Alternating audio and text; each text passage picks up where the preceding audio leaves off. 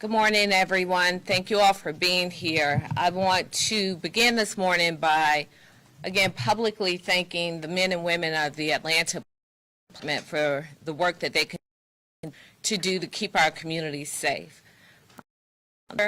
Has been, I'm sure, one of the most challenging years in the history of law enforcement in our country.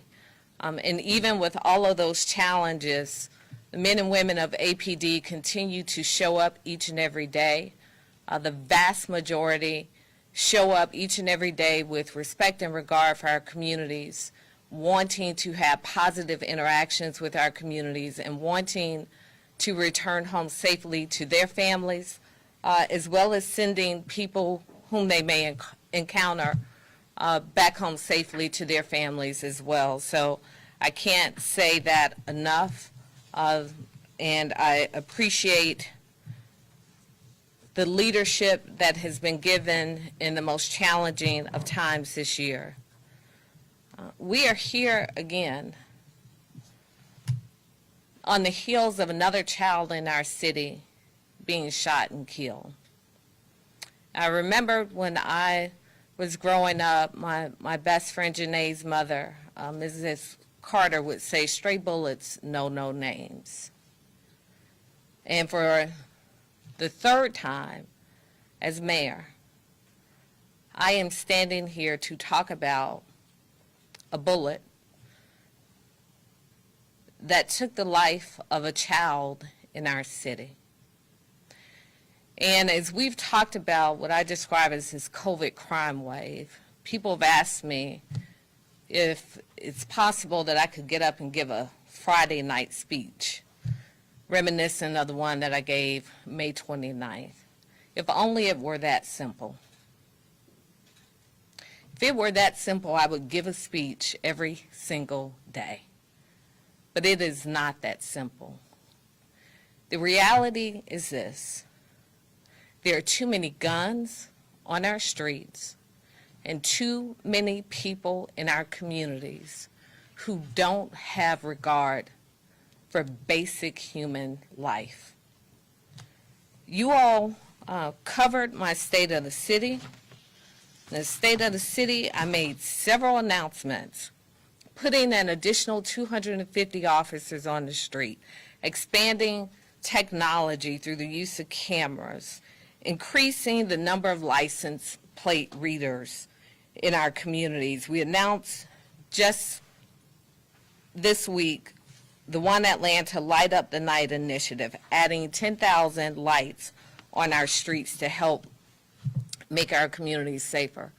President Biden mentioned when he visited Georgia on Thursday that I personally asked for money in the American Rescue Fund for our cities so that we could expand violence interruption, violence prevention programs throughout this country. $5 billion was put into the American Rescue Plan, and I'm grateful for that.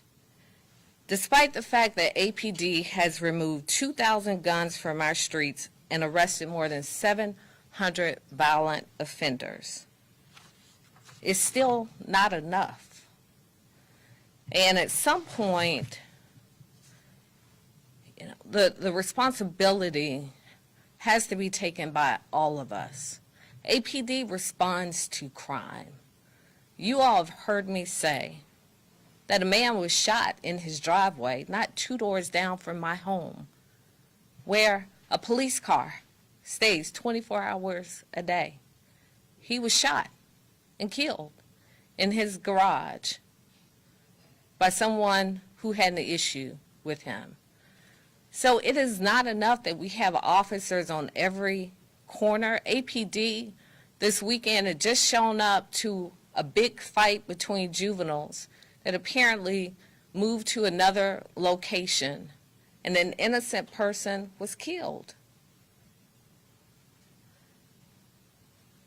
And I wish that I could wave a magic wand or give some speech to make it stop. But until we address the number of guns in the hands of criminals on our street, and if I could do it from the city level alone, I would. But until our state leaders take a look at the most lax gun laws that we have in this country and the way that guns get into the hands of criminals, until that happens, I am so sad to say that this likely will not be the last time I stand here. I said to my 19-year-old son this weekend, every time my phone goes off and I receive that notification about a shooting in our city, I said, each time you don't answer the phone when I call you, you are taking years off of my life. Because when I get that notification, I don't know whose child it is. I don't know whose husband or wife it is.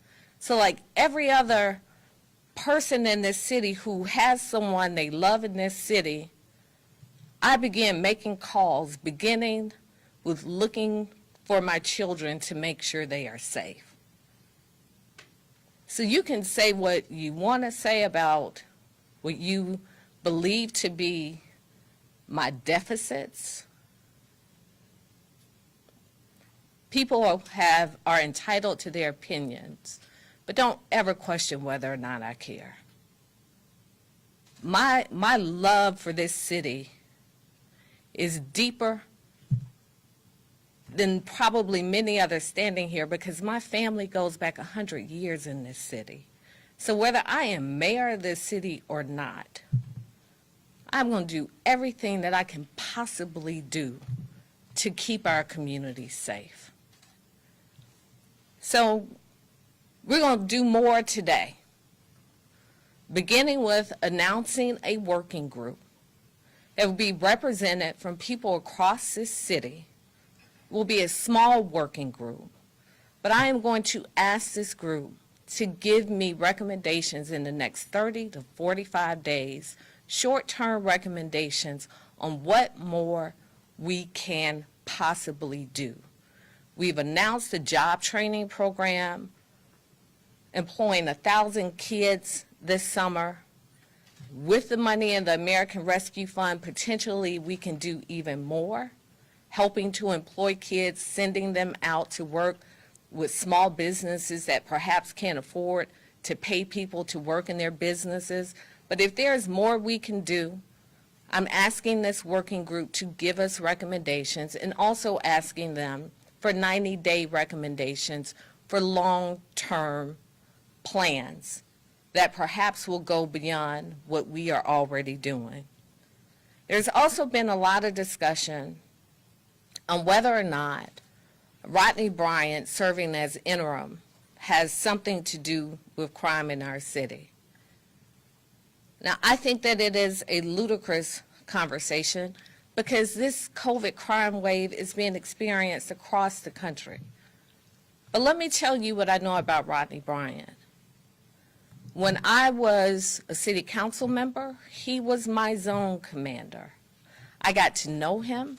I got to know how he cares for our communities, how he works alongside our communities, how he responded to our communities. I saw it firsthand.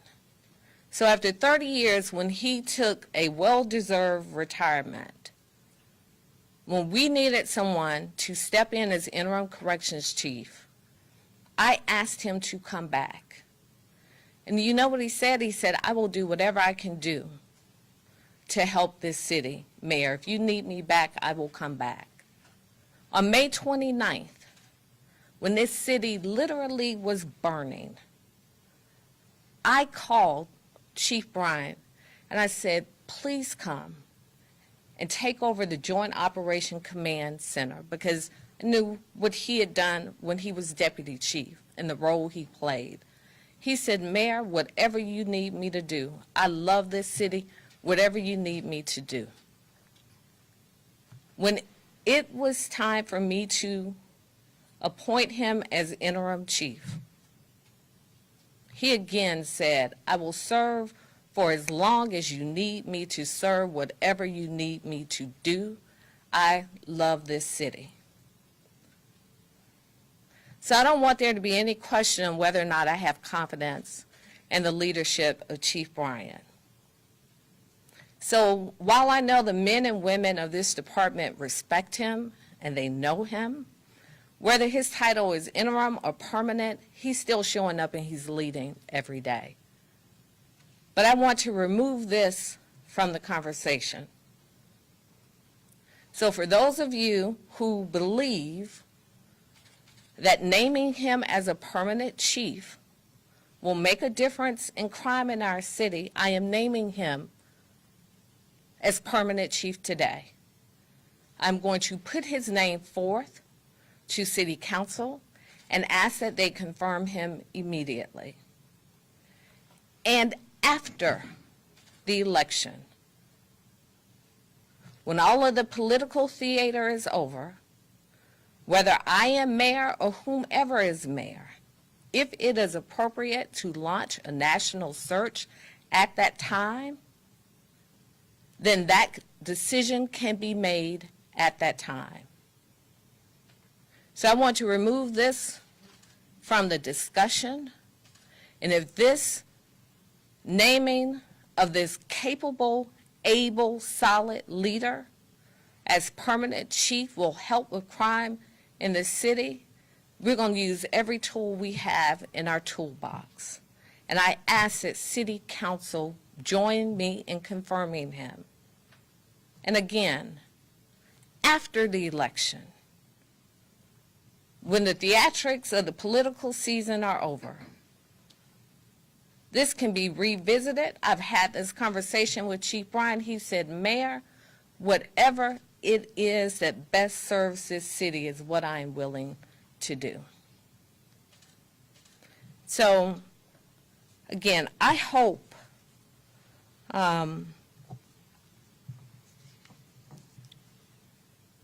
and pray this is the last time I have to stand here to talk about a child being killed in our city, 15-year-old Diamond Johnson. But I want us to all take a deep and long look at what, if anything, more we can do. And if you have some suggestions, and don't give back to me what we are already doing. I don't need a repeat of what's being done and what's being contemplated. If you have something new, give it to me. Because we'll look at it and we'll determine if it will help with the crime that we are experiencing in our city. There were multiple shootings over the weekend. We're not even in summertime yet. And we know what summertime often brings in terms of crime. So I am going to ask Chief Bryant and his team to share additional details on that, and then I will come back and I will be happy to address any questions that you all may have.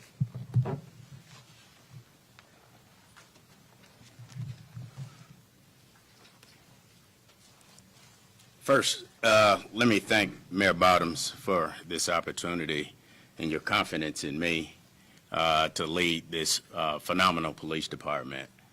Additionally, I would like to thank the men and women of the Atlanta Police Department for also allowing me to lead, and then for the confidence that I generally receive from the citizens that we serve and their support, as well as with City Council. Over the past week, at the beginning of the week, we were actually doing fairly well with the strategies that we have deployed to help combat what we're seeing as it relates to violent crime. It's generally deployed throughout the week with our federal, state, and local partners. As of Thursday, we saw those that begin to turn with some shootings. Over the weekend, we had 12 incidences where 4 homicides were contributed to those shootings. And they range anywhere from one road rage, the arrests being people that actually knew each other, and 2 of them were actually gambling events. So the question then becomes, so what plans are we putting in place to address that? Today, right after this press conference, we'll be leaving and having a conversation with our federal partners and other state partners, expanding Operation Shields, which will then, Operation Phoenix, which will then go beyond the city of Atlanta. What we do know is the individuals that we generally go after don't understand boundary lines. This is not a city of Atlanta issue. This isn't a city of Atlanta problem alone. So we are bringing in our partners where we believe will have a much greater impact on the crime that we're seeing metro-wide. Again, quite often the question then becomes, well, what about the resources on the Atlanta Police Department? We are actually beefing up our background and recruitment unit as we speak. The mayor has allotted her administration to help in us finding individuals that specialize in human resources. And so we believe that changing that structure of our background and recruitment will give us an advantage. Let me be clear about where we are as a profession. Professionally, many large police departments are seeing the exact same thing. This profession took a significant hit over the past year. So we are all scrambling, trying to re-establish our forces. The city of New York, where we would typically go and get some of our personnel because they had a waiting list, now find themselves in a deficit. And so that is the challenge that we have, not just in the city of Atlanta, not just in DeKalb County, not just in Cobb County, not just in Riverdale. That's nationwide that we are having to compete for candidates to become police officers. But I believe the strategy and the restructuring that we're doing with inside the Atlanta Police Department, we'll be able to backfill quite quickly. And this is also with the assistance of us changing over the technology that we're using. Now that many states are opening up, this gives us the ability to go out and have face-to-face recruitment exercises. And then many people have come and said, well, what about your arrest numbers? Well, I want you to also understand we are not in the business of going out and arresting anybody and everybody for the simplest thing. That's not what we do in the city of Atlanta. However, we do recognize that we need to pay attention to repeat offenders, and that's exactly what we're doing today. So we're restructuring and reincorporating a repeat offender unit. Over COVID, one of the things that we additionally saw was the increase of domestic violence. So we are restructuring our domestic violence unit to make sure that we are able to combat that as well. We also recognize that there are other internal issues that need to be addressed as it relates to our investigations as a whole. So we are looking to reorganize that unit also. There are a number of different strategies that we're using to combat crime. I believe that our partnerships give us the additional resources on the street to be very proactive. As you've heard from me many times, us going after street racing helps not just in street racing with our partnership with Georgia State Patrol and the Fulton County Sheriff Department and other surrounding jurisdictions, but it also helps us fight and combat crimes in other ways. Going after street racing, we are also able to take guns off the street.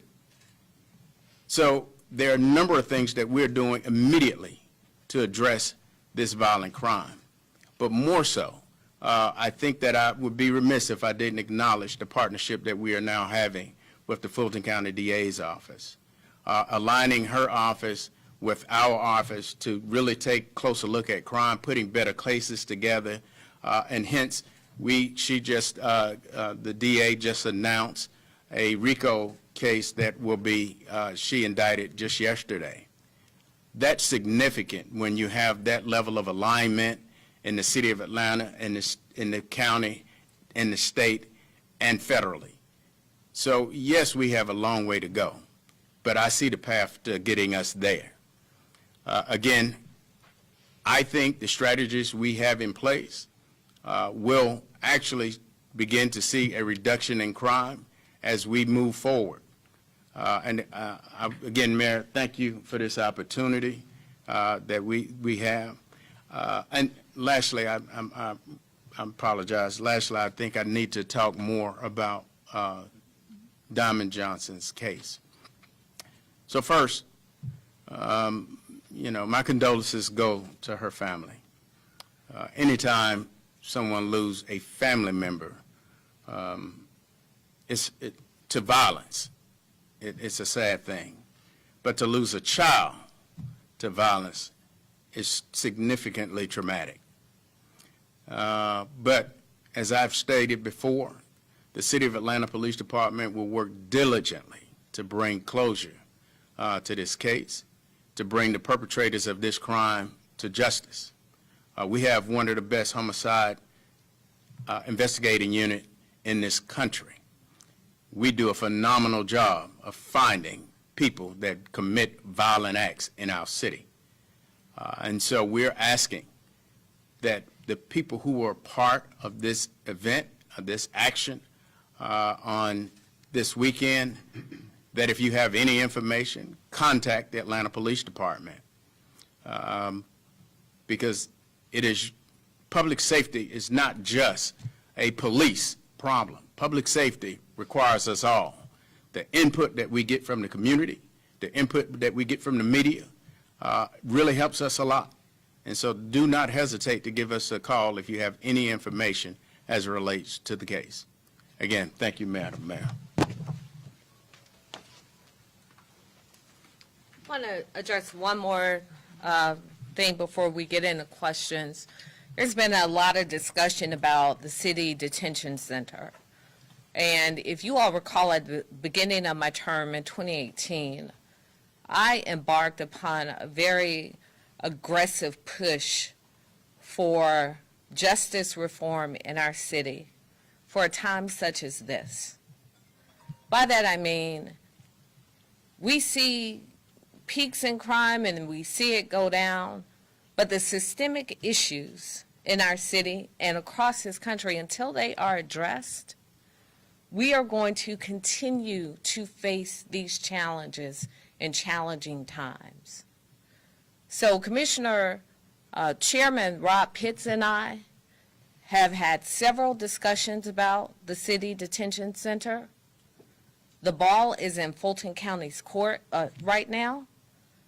We have sent a letter of intent offering to accept 150 inmates who are transitioning out of their sentences to allow them to come to the Atlanta Detention Center and to be a part of a work training program as they transition back into our communities. Now, some may say Fulton County Jail is overcrowded by 500 inmates. This is nothing new. Overcrowding at Fulton County Jail goes back at least a decade, perhaps even two. So if it were me, I would not take an all or nothing approach. You take my 500 inmates or nothing. What I've said to Chairman Pitts, send us 150 people who are within 6 months of completing their sentence, and we will continue to evaluate after we get the first 150 to determine if we have capacity for more.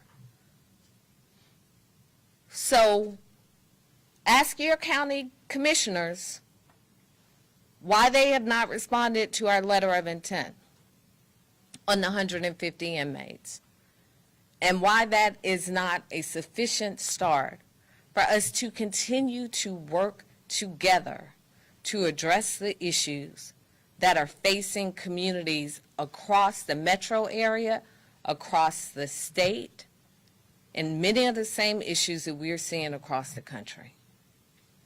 And with that, I'll take any questions that you all have. Mayor, can you talk about the working group? Who's going to be involved with it? Who will you invite to come be a part of it? There are several people who we are going to invite They have not received their call. They are likely receiving their calls as I am standing here now. So I don't want to put anyone on the spot and surprise them by announcing their name if they've not received their call yet this morning. But as soon as we have an acceptance from those we are extending an invitation to, then we will release those names. Mayor and Chief, how do you explain the lack of interest in recruitment that you see going on, not just here, but across the country? You want to speak to that? I think as public safety came under scrutiny last year, and the efforts that people are reimagining what public safety looked like, we all saw a significant impact. People really had to rethink if this was the profession that they wanted to be in. Clearly, the calls that I've been on talking to other chiefs throughout the country, when it comes to officers being arrested and charged, that's something that they have to think hard about. We faced it here in our city, in our county, and other agencies have saw the same thing. And so people have to reevaluate that. We had many officers during that exact same time that also were coming under, as they are out on the front line protecting this city, come under attack from outside agitators. And that wore on not just that officer, but their families. And so they had to take that into consideration. So they're reevaluating it. We have to, but we also know that policing has to rebrand itself. We didn't get it all right. We messed up as a profession. And so we have to fix that. And we're in the rebranding stage as well. Mayor, right now, what is being done on the ground level to get guns out of the hands of criminals? And when you mentioned changing state laws, if criminals are not following the laws already in place, how would changing laws at a state level change that at all? Well, I want to let Chief Bryant speak more in detail on getting the guns out of the hands of criminals, but the reality is this. In Georgia, we have some of the most lax gun laws in the country, anywhere in the country.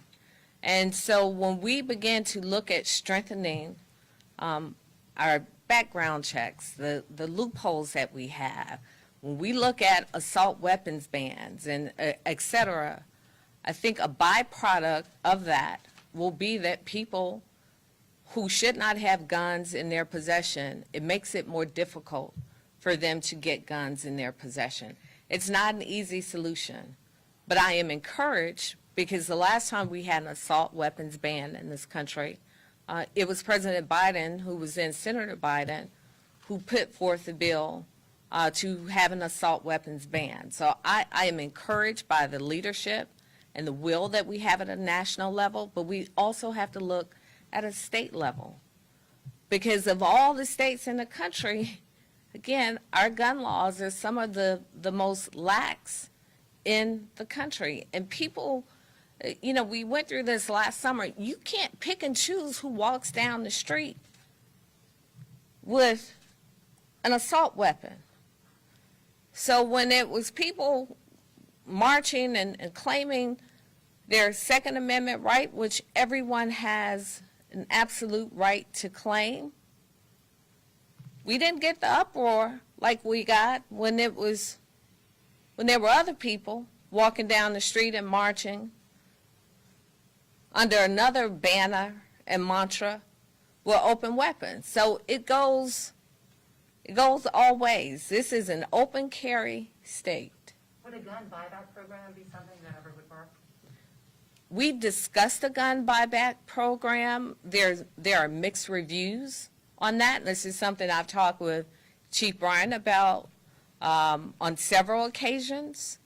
There are other legality concerns with that. And it gives me an opportunity to make another point. What I most appreciate about Chief Bryant is he is not afraid of disagreeing with me.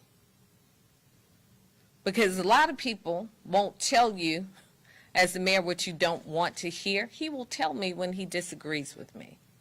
The gun buyback program is one that he doesn't agree with me on.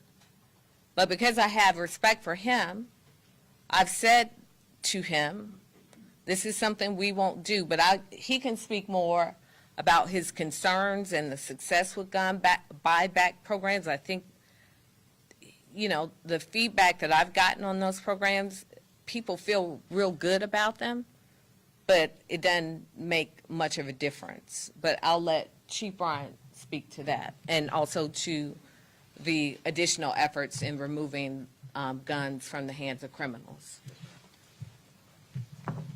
Thank you. As it relates to gun buyback, there are, as the mayor stated, pros and cons to it. The pros are it's still one less gun on the street. The cons to it is criminals generally don't go and turn in their weapons. And so the gun that may come through that program is the one that will clear up a homicide that we need to resolve. And so there are mixed reviews as it relates to where that happens. We generally just, from my perspective, just don't get the big bang for the buck. It's not as one would say, it's not worth the squeeze. That's just my take on it. And others that I've had conversation as it relates, this is a conversation that we have in many professional conferences and conversations. What we're doing to get more guns off of the street, as I stated in Operation Phoenix, that's a federal partnership. The ATF is a significant part of that. I've had a number of conversations with the SACs on how we can disrupt the number of weapons that are in our streets. But additionally, the resources that we are putting out on the street in the city of Atlanta, several of our units have to go beyond the stop, which means if you're stopped in a traffic stop, their investigation goes beyond that. Their training allows them to look further to be able to get guns off of the street, and it has been working. We are starting to see the dividends of those units going beyond just a traffic stop. This and the resources we continue to put out on the street. I can't speak enough when I talk about the partnerships with the different agencies. As all of us, I stated, all of us are having this shortage. We recognize that we work better together. We no longer are working in silos. We are going into each other's jurisdictions and helping each other because we believe that will pay the most significant dividends in being able to take these weapons off of the street. Just also, he mentioned the cooperation with the FBI. The last time we were here for a press conference and our FBI lead was here for the regional office, he said to me that he had not ever had a better working relationship with a police chief than he has had in working with Chief Bryant. So from many of our partners across the board, his leadership is certainly valued and appreciated. Going back to guns and state laws, it's from my experience about covering the General Assembly, it seemed almost like year after year, City Council on their legislative wish list would put an assault weapons ban, and that would go to the General Assembly, and they would act in the opposite, basically. So whenever there's gun control legislation at state level, you hit a brick wall. Mm-hmm. How do you get through that wall with state lawmakers? Well, and again, I want to make this clear because I don't want anybody to twist this. I am not trying to take a gun out of the hand of someone who is lawfully entitled to carry a weapon. But I do not believe that weapons of war have any place on our streets and in our communities. And it is frustrating. And we know that the state is slowly but surely changing. So because it hasn't been successful thus far, doesn't mean that it can't be successful one day. I think as we look at the challenges that we are having in Atlanta, we know that it's not just Atlanta. Crime is up across this state in urban and rural communities. And by and large, it's gun violence. So we all have to take a look at what we're doing, what we can do differently, and what incremental steps, what large steps we can take to make a difference in the violence in our communities. Chief, this may be a question for you.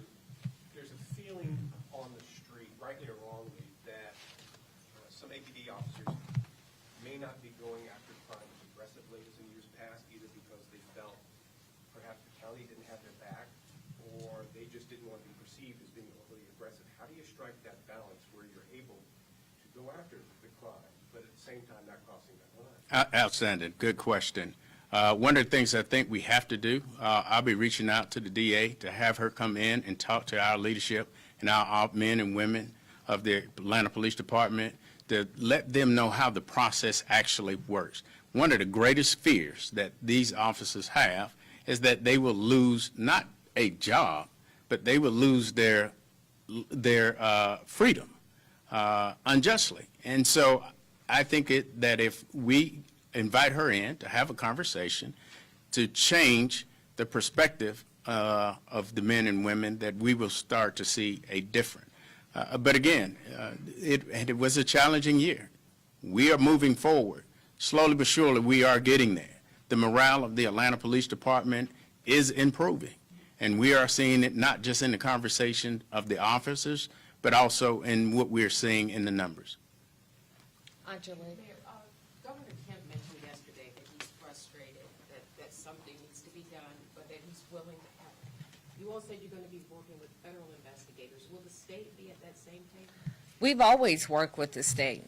Chief Bryant, I know, speaks regularly with the head of the State Patrol. We coordinate on a number of efforts in the city. I know this because when I speak with Chief Bryant, he often mentions that he is either just getting off a call or will have a call shortly with the head of State Patrol. So we are a part of any number of task force. There are multiple task force across the state. So I want to clear that up because I've heard it said before that we're not in a part of the task force. That's absolutely not true. There are multiple task force across the state. Are we a part of every single task force? No, but we are a part of many task force, and that includes state partners. We coordinate with State Patrol to assist us with any number of challenges that we have in the city. I know that there have been times, well, I'm gonna stop, yeah. So, anything else on that? Okay. Chief, I have a question. Of the 22 or so shootings that happened since Thursday, this recent wave, my first question is two-part. How many of those involve the use of an assault weapon? Would be my first question. And then the second would be, what is the plan to try to keep criminals from obtaining weapons in the underground market? Because some are going to, get these guns illegally as well underground. I can't speak to specifically on how many were actual assault weapons. I'll leave that up to our investigation commanders because I don't go into that granular into the detail. But I stated earlier, to disrupt what we're seeing at the proliferation of weaponry going into the hands of criminals, that's a strong partnership with the ATF. And I believe that we'll be able to really disrupt that the SAC over there, he and I just talked over the weekend. I truly believe that having a greater involvement in what we're seeing in the metro area will have a big impact on those type of crimes. Can you speak to the stats of the number of weapons that have been stolen out of cars? Listen, thank you, Mayor. We are so we've done the clean car campaign a number of times. Generally, the number one item stolen out of a vehicle you would think would be money or a purse. It is actually weapons. We ask that people really secure their weapons, and if you got to leave it in your car, there's a safe that you could buy to secure it in your vehicle. Take it out of your vehicle. But for God's sake, stop leaving these weapons. That's how criminals get their weapons, by breaking into a car and getting multiple weapons out of some cars. That is our most significant problem as it relates to car break-ins, weapons being stolen out of those cars. So we got to really change that. That's what the public can do to help us putting guns in the hands of criminals, is to secure their weapons better. Last question. crime is up 50%. What crimes are those? Is that violent crime, homicides, includes car break-ins? Or just Great question, Angelique, and I think we need to put things in perspective as it relates to crime. So when you're looking at the first quarter of this year, and as we compare it to last year, you have to remember that our city was shut down. Most cities were actually at an absolute halt. So we weren't seeing the level of crimes, and it was drastically low because there was no movement throughout our city. But as the city opened up, that's when we started to see the spike in our crime. And so when we're comparing these numbers of 2021 to 2020, it's comparing apples to oranges. But if you compare our numbers to 2019, which was a more stable year, we're actually even for that year. We are actually at the same rate. We're slightly up in homicides as of 2019 by, I want to say, 35%. So that 50%, that 60% that you're seeing is compared to last year. I truly believe the strategies that we have in place will reduce as we go into the summer. And as long as we aren't distracted and we are able to do the things that we are supposed to do, being proactive. And then lastly, I think I'd be remiss if I did not speak to us being able to give our children resources. One of the things that we have to do that we didn't have to do in the past, our intelligence, where we had to track where crime was going to be committed. That's what we utilize our intelligence to tell us what's going on. Now we have to track where kids will have large gatherings because we're seeing so much violence as it relates to what we're seeing around our kids. So we're working with Atlanta Public Schools on being able to see how can we disrupt that. That's another initiative that we just didn't have a few years ago. But I truly believe everything that we have in place, the strategies that we have in place, the partnerships that we have in place, will stabilize the numbers that you are seeing. Chief, one last question. Do you have an update on the homicide involving the 15-year-old? How many investigations go for it? I'll turn that over to Chief Hampton because since I got him up here all dressed up, I want him to have something to say. Good morning. If you haven't received, so yesterday evening, we put out this Crime Stoppers BOLO. There are 3 vehicles on this that we are asking the community to provide us assistance with identifying the owners or the operators of this vehicle, of these vehicles. So we do know that all 3 of these vehicles were at the scene of our shooting. We also understand that, again, this incident stemmed from a gathering that happened initially at Grant Park. And so we know that there were a lot of kids. We also are hearing that there were several adults also at that location. So right now we're asking anyone that has any information to further our investigation to do the right thing. As we keep saying, no one expects a 15-year-old to be gunned down in the city of Atlanta. We take this serious. As Chief Bryant said earlier, I think we have the best homicide unit. We're going to find the perpetrators, but we can't do it alone. So we're asking anyone with any information. You can call Crime Stoppers where you can remain anonymous. So if there's some fear of retaliation or anything like that, call and be anonymous. Let us know who did this. We need to hold the people responsible in this shooting, in this homicide. We need to hold them accountable. Also, just one final thing. We had another teenager who was killed in the city. His body was found near John A. White Park. We're still asking the public's assistance in any information that you all may have to assist us with that homicide as well. All right. Thank you.